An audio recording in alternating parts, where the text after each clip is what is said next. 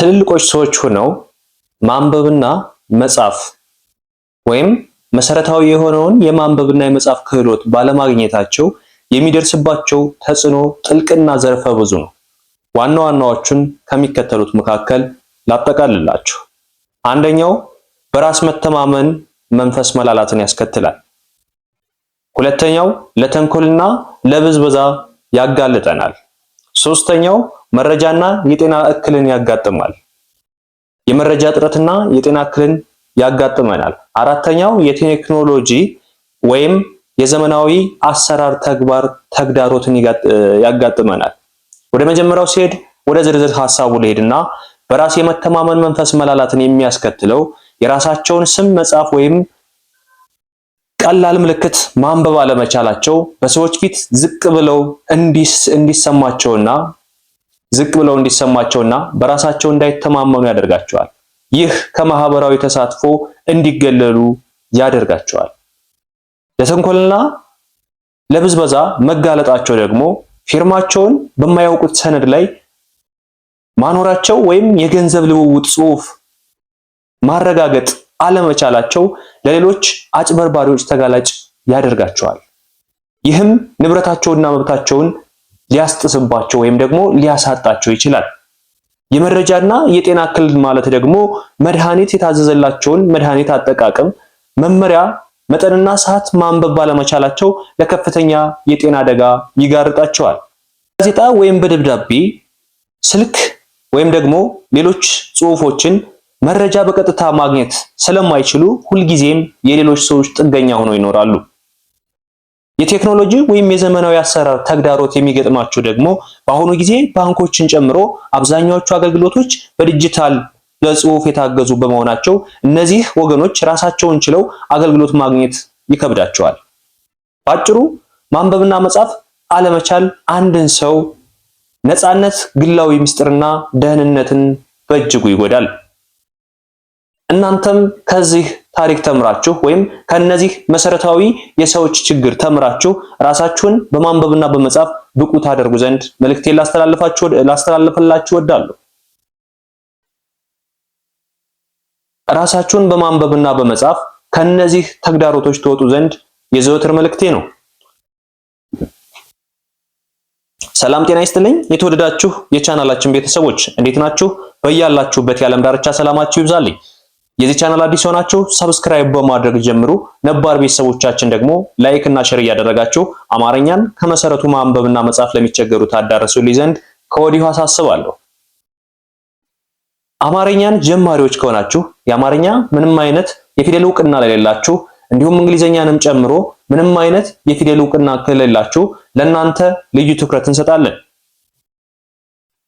ባላችሁበት ሆናችሁ በሳምንት 5 ቀን ከሰኞ እስከ ዓርብ በሚገኙ የሥራ ቀናት ብቻ ቀለል ባለ ሁኔታ ከ3 ወር እስከ 4 ወር ባልበለጠ ለጀማሪዎች እያስተማርን እንገኛለን። በሌላው ደግሞ ማንበብ እየሞከርነ መጻፍ ለምንቸገሮች ደግሞ ባጭሩ ከ2 ወር እስከ 3 ወር ባልበለጠ ጊዜ ሙሉ መጻፍ የምትችሉበትን ነገር ሁሉ ይዘንላችሁ ብቅ ብለናል። ባላችሁበት ሆናችሁ እጃችሁ ላይ በሚገኝ ስልክ ብቻ በመጠቀም ጊዜያችሁንና ሰዓታችሁን በማይጎዳ መልኩ ባላችሁበት ሆናችሁ ስራችሁን እያከናወናችሁ ባጭሩ ያለምንም ጭንቀትና ያለምንም ፍርሃት ገብታችሁ በመማር ራሳችሁን ከተጽዕኖ ነፃ ለማድረግ የምትችሉበትን ሁሉ አዘጋጅተን ጨርሰናል። ዛሬ ደግሞ በመጀመሪያ ፊደላት ብቻ ቃላትን እንዴት እንመሰርታለን?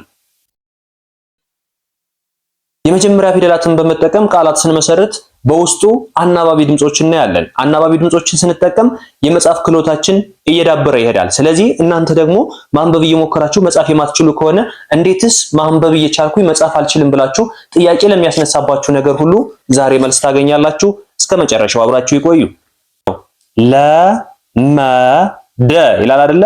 ለ ስንል አ ሚል ድምጽ አለ። መ ስንል አ ሚል ድምጽ አለ። ደ ስንል አ ሚል ድምጽ አለ። ይህ ቃል ስናነበው ለመደ ይላል። ነገር ግን ለመደ ብለን መጻፍ እንዴት እንችላለን ነው ዋናው። አሁን ዛሬ የመጣንበት ዋናው ትልቁ ዓላማ ይህንን ማንበብ አይደለም። ለማንበብ አብዛኞቻችን እንሞክራለን ጀማሪዎች ካልሆነ በስተቀር፣ ግን ለመጻፍ ነው የምንቸገረው። ይህን የመጻፍ ችግር ለመቅረፍ ደግሞ አናባቢ ድምጾችን ማወቅ መቻል አለብን። አናባቢ ድምጾች ማለት በአማርኛ 7 በእንግሊዘኛ ደግሞ 5 አናባቢ ድምጾች አሉ።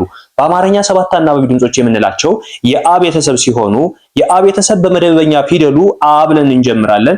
በአናባቢ ድምጽ ጊዜ አ ብለን እንጀምራለን። ልዩነቱ ይሄ ነው።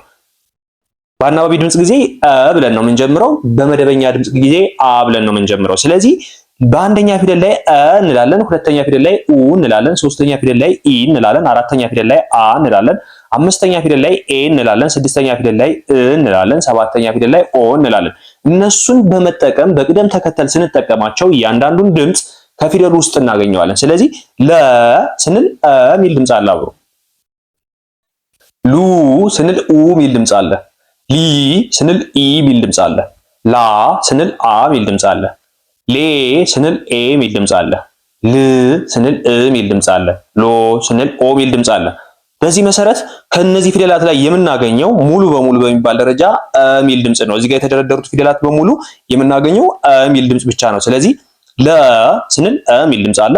መ ስንል አ ሚል ድምጽ አለ። ደ ስንልም አ ሚል ድምጽ አለ። በአንድ ላይ ለመደ የሚል ቃል ይሰጠናል። ወደ ታችኛው ስንወርድ ተሰጠ ነው አይደለ?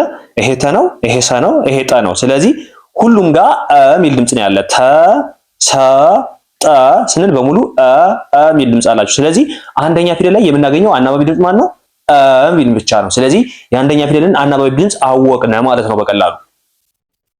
ወደዚህኛው ስንሄድ ደግሞ አኘከ ይላል።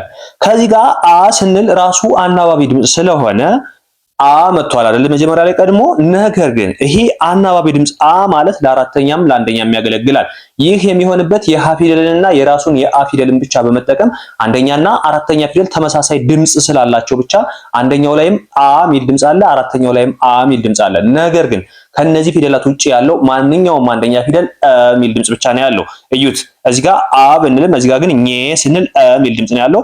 ከ ስንልም አ ሚል ድምጽ ነው ያለው። ይሄኛው እንዳልኳችሁ አ ፊደል ማለት አንደኛ አናባቢ ድምጽ ነው። ሲቀጥል ደግሞ አራተኛና አንደኛው በተመሳሳይ አ ተብሎ ስለሚጠራ አ የሚለውን ድምጽ መውሰድ አይችልም ማለት ነው። ስለዚህ አኘከ የሚለው ቃል በዚህ ማንበብ እንችላለን።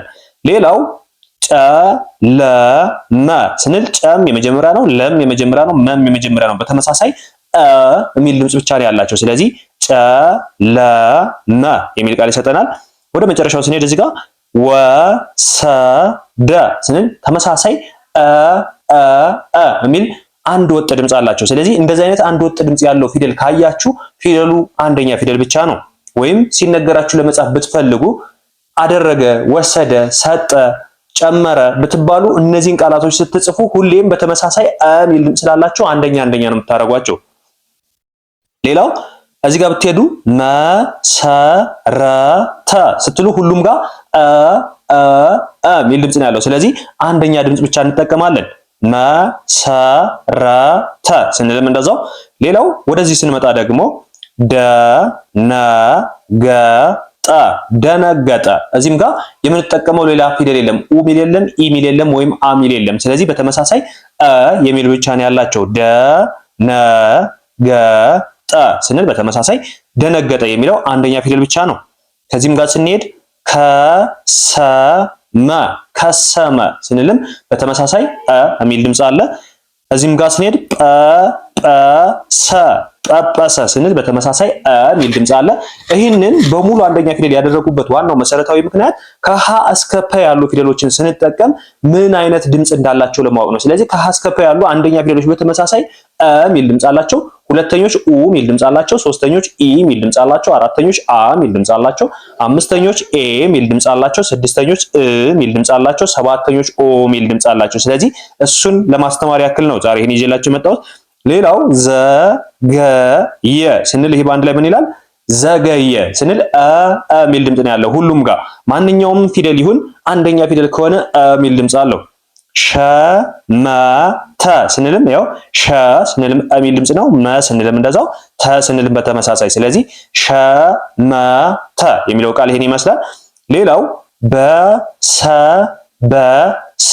በሰበሰ ስንልም በተመሳሳይ ሚል ድምጽ ነው ያለው። ስለዚህ አንደኛ ፊደል ነው በሙሉ።